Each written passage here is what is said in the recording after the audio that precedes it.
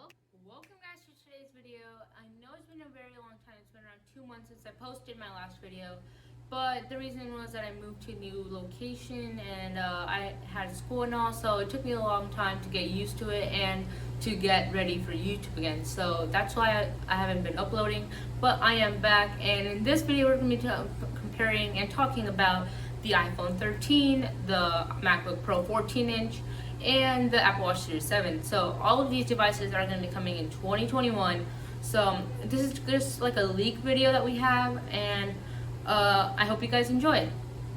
Alright, so just a couple of things before we talk about the specs.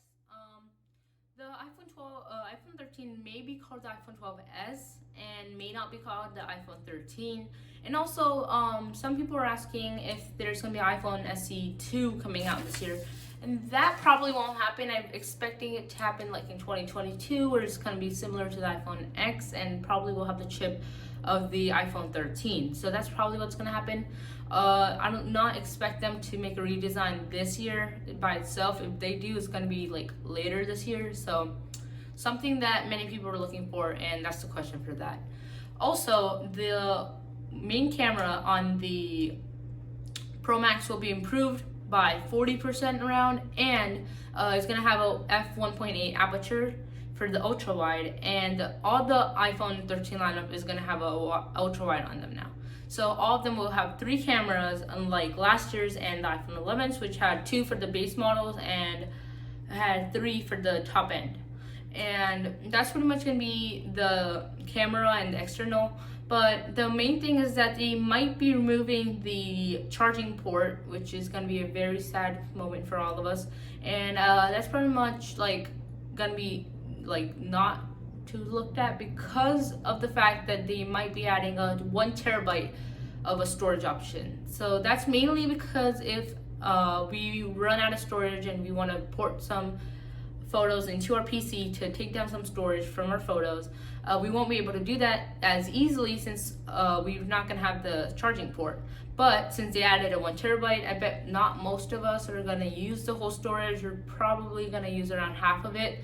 But that's actually a good option since most PCs have that, and that's like Xbox standard as well. They start off at 512 and they do go up to a terabyte. So that's a good option.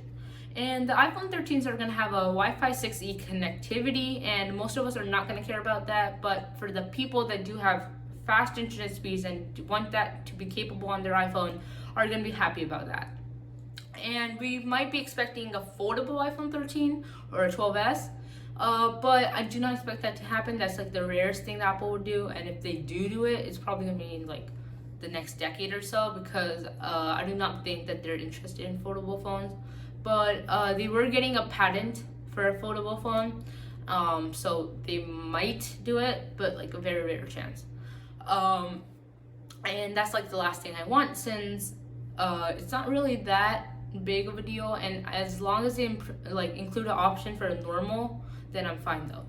So that's gonna be it for the iPhone 13 pretty much. I do not think I missed anything. Yeah. So now it's gonna be for the MacBook Pros.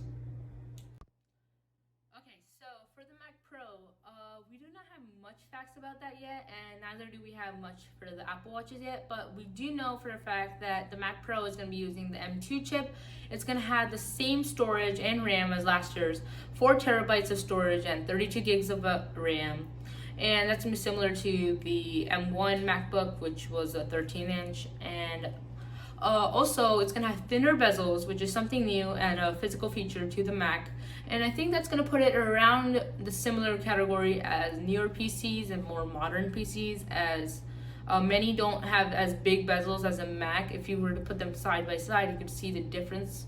And another thing is that it's going to be released around Q2 or Q3 of 2021. May or may not be delayed due to COVID, and I do not think it's going to be delayed, but it might be. It's going to be released during June and July of 2021. And the price could be starting at around $1,200 or $1,300, somewhere around that price.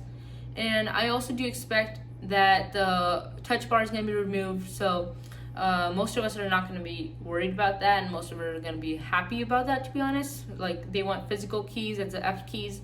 But a huge thing that's going to be improvement though is going to be the mini LED, which basically means that it's going to be in between 4K and OLED. It's not going to be as good as 4K. I mean, it's not going to be as good as OLED, but it's not going to be 4K standard. It's going to be in the middle, so it's going to be better than 4K, but worse than OLED. And I think we're not going to see that much of a difference. We will see a little better to the 4K, but it will pretty much look similar to OLED, I would say.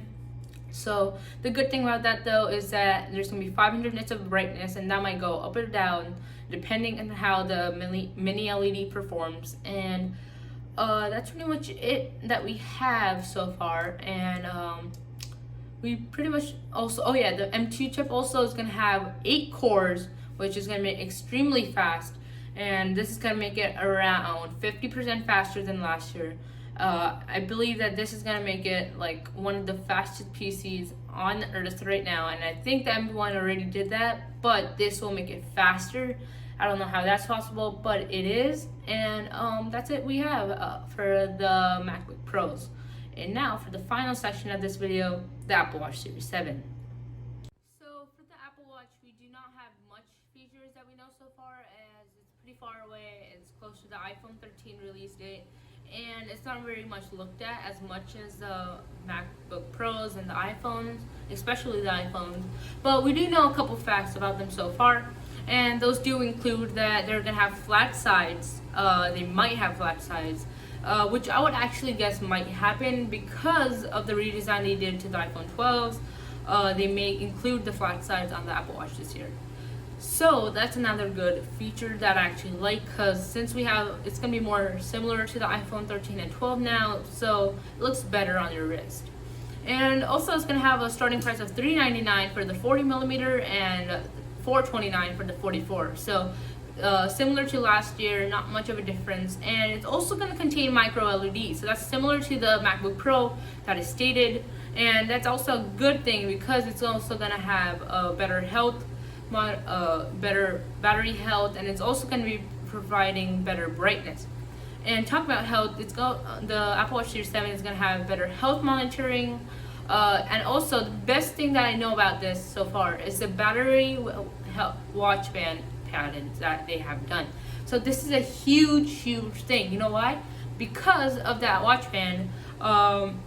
The watch band is going to be containing little batteries inside of the wrist. So like inside of the band, it's going to have like little batteries, and that's going to charge the Apple Watch when it runs out. So I would expect it to have an always on display like usual. But that thing, it means that it's going to have a 7-day battery life, which puts it near the Fitbit standards. And that's actually going to put it against the Fitbit, which means that Fitbit's going to have a tougher time beating Apple Watch anymore. And that was like one of the things that it was greatly ahead on in the Apple Watch comparison. So that is a good thing, but it's also going to have a 3.5 to 4 hour charging time, and this is not actual fact. I'm guessing this because the previous one had a 2.5 hour charging time. And because of the watch band and all, they might have to include a faster charger in the box, which they probably won't. But using the power brick you have at home, it should be bringing this up or down. And using the iPhone 11 Pro or the 12 Pro charging bricks, it should be able to charge in 3.5 to 4 hours. So that's so far all we know about the Apple Watch. I hope you enjoyed, guys, and this was it for today's video. I have put section down below for you guys to separate out and watch each section that you want to go back to. So thank you for watching. Please do subscribe down below and enjoy the next videos. Thank you.